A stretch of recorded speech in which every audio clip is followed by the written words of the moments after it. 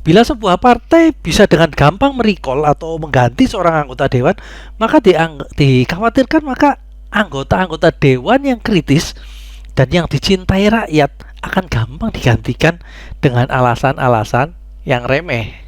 Nah, kelebihannya adalah anggota partai yang secara moralnya tercemar, ya, misalkan kasus video porno, bisa diselesaikan dengan mudah.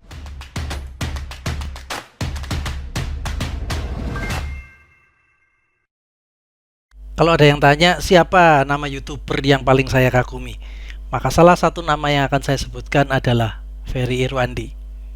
Bila ada yang tanya lagi, channel YouTube apa yang paling sering saya tonton?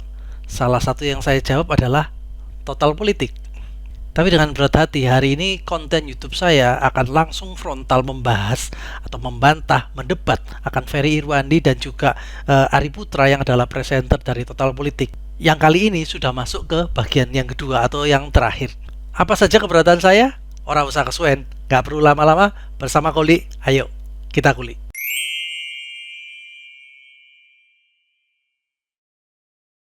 Kita flashback sebentar untuk konten video yang bagian pertama. Apa sih arti pemilu proporsional tertutup dan apa arti pemilu proporsional yang terbuka? Secara singkat, pemilu proporsional tertutup berarti ketika saat kita pemilu legislatif, kita cuma memilih lambang partai saja. Sedangkan pada saat proporsional terbuka, kita bisa memilih nama orangnya. Dalam video saya yang pertama, saya membahas bahwa pemilu proporsional terbuka ditasbihkan sebagai pemilu yang mahal. Padahal menurut saya, pemilu proporsional terbuka membuat limpahan kapital caleg bisa menetes ke rakyat kecil, berbeda dengan proporsional tertutup yang hanya bakal membuncitkan pengusaha besar dan elit partai. Itu semua bisa kalian saksikan di video saya yang sebelumnya. Yang saya paham adalah video ini yang nonton pasti sedikit. Mengapa? Karena topiknya sudah setengah basi. Tapi janji harus ditepati dan itu sebabnya video yang kedua ini harus tetap saya buat. Satu catatan tambahan adalah sebenarnya diskusi terbuka Total Politik antara Ferry Irwandi dan lain-lain sebenarnya sudah berlangsung beberapa saat lalu, tapi saya sengaja belum menontonnya. Ya, supaya pandangan saya tidak terkontaminasi, plus saya ingin menakar argumentasi dan analisis saya. Sekarang mari kita akan bahas soalan berikutnya. Dan saat dia bertindak sewenang-wenang, bertindak tidak sesuai dengan kemauan kita, melakukan hal-hal yang tidak kita harapkan, kita tidak bisa menuntut ke siapa-siapa karena kitalah yang memilih orang tersebut.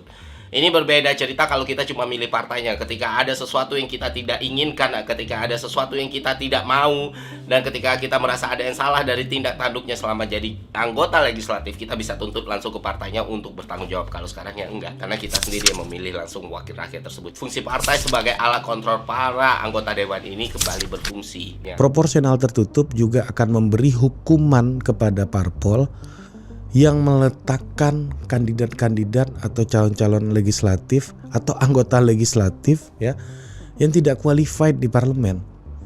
Jadi warga pemilih bisa langsung hukum parpolnya.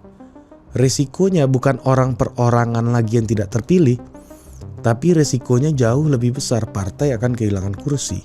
Jadi hukuman kepada institusi itu akan berdampak lebih sistemik ketimbang hukuman kepada orang perorangan. Bang Ferry dan kawan-kawan menyatakan bahwa sistem proporsional terbuka membuat kita sulit untuk meminta pertanggungjawaban ketika seseorang yang kita pilih ternyata punya kinerja buruk atau punya moral yang buruk. Dalam videonya ada ilustrasi tentang adegan ketika ada wakil rakyat yang tertangkap kamera tertidur pada saat sidang. Ada juga video lain yang memperlihatkan ada anggota dewan yang tertangkap basah ketika membuat video porno.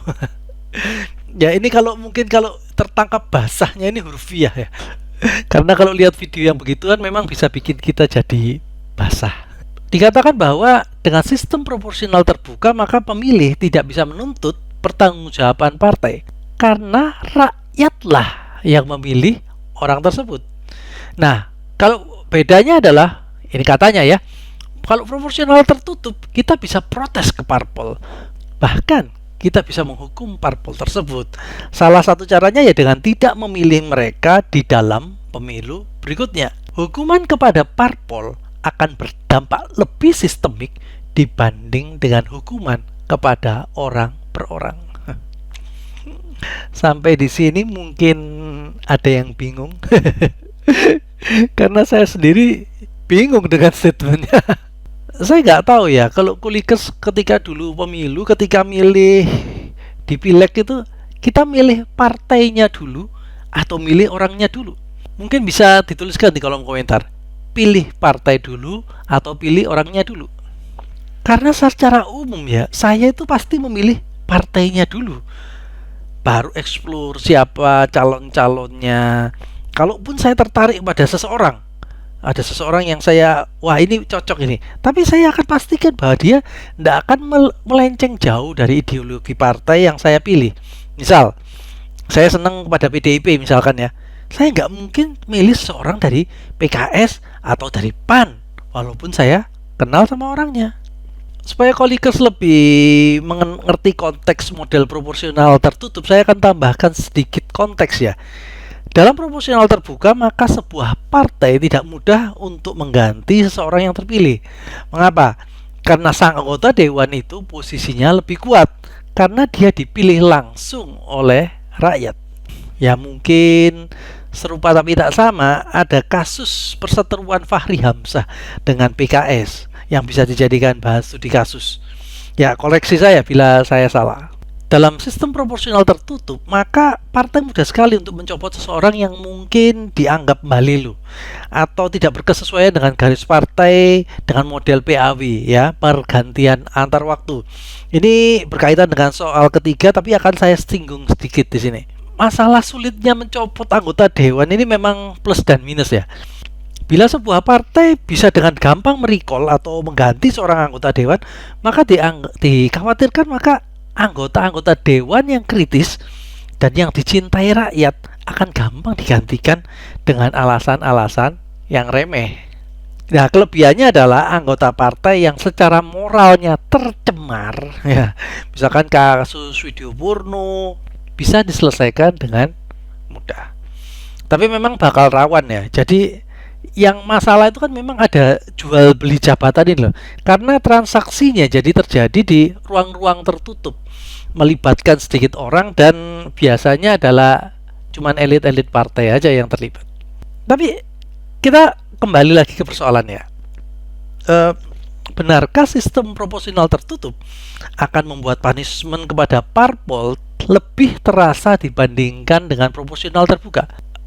Kalau saya pikir ya itu perlu data yang lebih lanjut ya, dan setahu saya signifikansi punishment terhadap parpol akan lebih bergantung pada keputusan parpol yang dibicarakan secara luas. Sekali lagi saya katakan ya, signifikansi punishment terhadap parpol akan lebih bergantung pada keputusan parpol yang dibicarakan secara luas. Ambil contoh, keputusan Nasdem untuk mengusung Bapak Anies Baswedan pasti sedikit banyak akan berpengaruh kepada keputusan calon pemilih. Ini bisa positif dan bisa negatif, tergantung orang memandangnya pencalonan Bapak Anies Baswedan ini positif atau negatif. Contoh lain adalah sepak terjang PSI di Jakarta tentu bisa menimbulkan simpati kepada para pemilih yang bosan dengan tindakan koruptif di pemerintahan. Ini bisa membuat PSI naik nih, andai kata banyak orang yang setuju dengan tindakan PSI. Jadi seperti sekali lagi ya saya katakan ya, pilihan pemilih itu tergantung pada sepak terjang parpol tersebut secara lembaga. Di sisi lain, melalui metode proporsional terbuka, maka justru punishment akan lebih tertuju kepada personal anggota dewan. Misal kita menganggap atau rakyat menganggap bahwa itu sesuatu yang tidak patut dilakukan, maka kita akan langsung memberikan punishment dengan tidak memilih orang tersebut.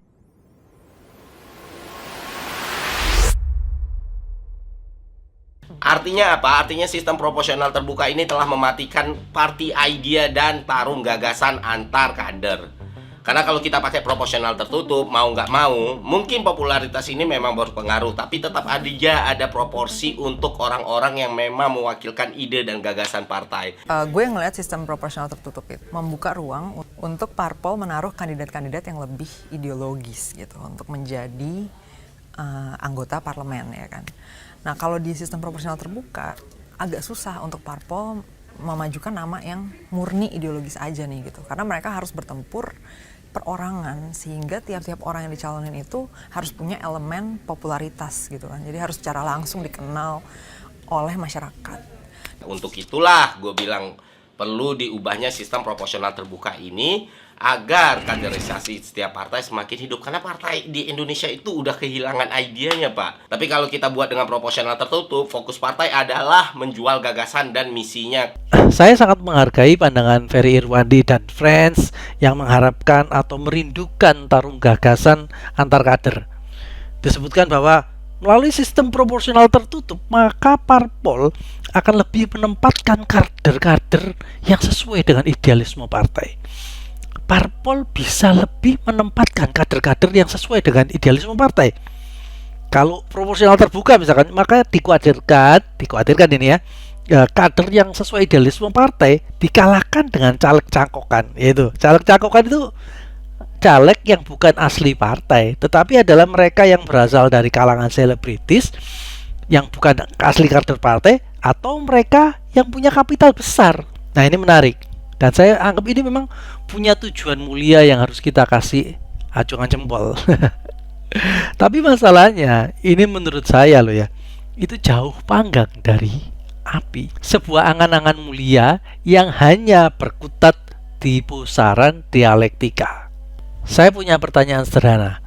Coba sebutkan ideologi partai-partai di Indonesia.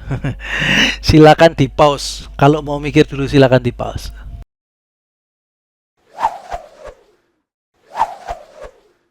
Terus terang ya, kita akan sulit menemukan partai yang punya akar ideologi. Paling kita akan menemukan partai yang sungguh-sungguh punya dasar ideologi cuman PDIP dan PKS.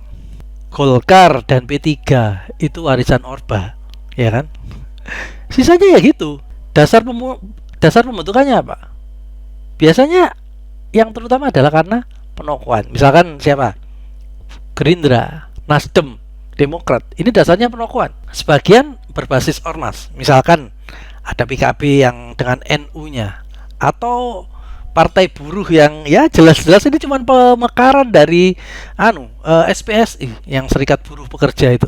Sisanya ya sempalan-sempalan dari partai-partai yang lain gitu loh, yang juga memang berbasis penokohan juga. Misalkan Partai Umat ini sempalannya PAN, atau Partai Gelora yang sempalannya dari PKS. Lalu pertanyaan besarnya adalah di mana tarung gagasannya? Ya kan? Wong ideologinya aja simpang siur, tumpang tindih. Sampai antara partai yang satu dan partai yang lain itu ideologinya mirip-mirip. Sebagai penutup, ada dua catatan yang ingin saya sampaikan. Pertama adalah semua sistem pemilu ada plus dan minusnya. Kita tinggal memilih dan memilah mana yang kita anggap bisa mencapai tujuan dari bangsa ini, serta bisa ditolerir dampak buruknya. Satu hal yang mungkin dilupakan oleh para pendukung proporsional tertutup adalah proporsional tertutup sangat menguntungkan partai besar atau partai lama. Mengapa? Partai lama brandingnya sudah sangat kuat. Coba lihat di hasil survei deh. PDI Perjuangan dalam setiap survei parpol kisarannya selalu antara 21 sampai 24%. Padahal kenyataannya adalah di dalam pemilu-pemilu yang terjadi adalah angkanya cuma bergeser di 19-20%. Nah, partai kecil biasanya itu cuma 0,0. Partai kecil tentu sangat terbantu dengan kinerja caleg-calegnya yang ngotot. Jadi secara rata hasilnya lebih tinggi andai kata dibandingkan dengan survei. Satu lagi, proporsional tertutup itu juga memungkinkan terjadinya nepotisme seperti yang saya katakan tadi. Karena nomor urut dan pilihan terakhir ditentukan di ruang-ruang tertutup yang dilakukan oleh elit-elit partai. Sebagai catatan terakhir untuk konten ini adalah menurut saya pencalonan Bapak Anies Baswedan sebagai calon presiden itu mengkhianati cita-cita besar semua keinginan kita, termasuk keinginan Ferry Irwandi dan rekan-rekannya. Loh, aku gak weruh loh, mereka itu milih sopo. Aku gak ngerti, mereka milih capresnya sopo, aku gak ngerti. Tapi seyogyanya, seharusnya, selayaknya dan sepantasnya calon presiden, calon gubernur dan semua calon-calon kepala daerah lainnya mestinya berasal dari kader partai politik. Karena salah satu pilar utama dari demokrasi adalah partai politik. Kalau seseorang yang nggak pernah jadi kader parpol, cuman modal survei, lalu bisa nyalon jadi presiden atau gubernur, ya bubarkan aja partai politik itu. Buat apa? Nah, sekarang kita lihat deh, ketika Jokowi atau Gibran mau nyalon jadi wali kota, mereka gabung ke kader untuk menjadi kadernya PDIP. Yang terbaru kita lihat deh, ada Ridwan Kamil yang akhirnya juga memutuskan untuk berlabuh ke Golkar. Loh, ini baru namanya bener. Nah, kalau yang tadi itu ya nggak bener. Nggak bener. Terima kasih sudah menonton. Tetap setia dan tetap semangat, karena bersama Kuli kita akan terus mengulik. Ciao.